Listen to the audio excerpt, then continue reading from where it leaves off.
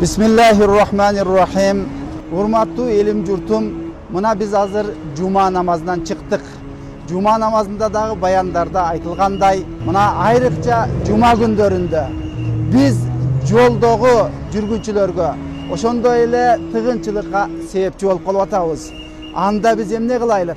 Бүгүнкү күндө мына мамлекетибиз чоң шарт түзүп берип, автобустарды жүргүзүп, абдан жакшы жолдо шарттар түзүлдү. Үйдө унааларыбызды токтотуп коюп, жума күндөрү жуманы окуу үчүн мечиттерибизге жөө келсек, пайгамбарыбыз хадисинде айтып өтүлгөндөй, бир кадамыбызга Аллах Таалам даражабызды көтөрүп сооп берсе, бир кадамыбыз менен күнөөлөрүбүз өчүрүлсө, ошондой эле канчалаган көп кадам таштаганга биз кызыгайлык.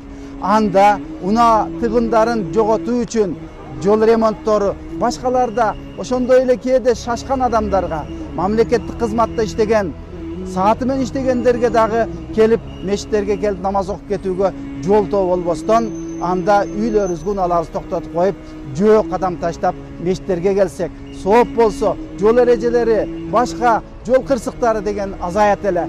Баарыңыздарга кайрыларым, ушул соопторубузду да көбөйтүү үчүн, жолдогу тыгынчылыкты да азайтуу үчүн бир күн болсо дагы унаанын каттамдары азайып, айтылган маселелерге амал кылууну, ошондой эле жол эрежелерин сактоону Кудай Таалам баарыбызга насип кылган болсун. Ассаламу алейкум ва рахматуллахи ва баракатуху.